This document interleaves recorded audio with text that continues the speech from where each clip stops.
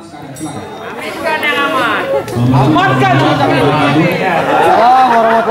Banda Aceh ini adalah milik rakyat, bukan milik pemerintah. Pemerintah cuma diberikan amanah sementara untuk mengelola kota ini.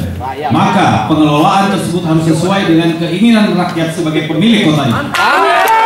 Apa yang diinginkan oleh rakyat itulah yang harus diupayakan oleh pemerintah. Rakyat butuh air bersih, itu harus diusahakan. Rakyat butuh lapangan kerja, itu yang harus kita upayakan.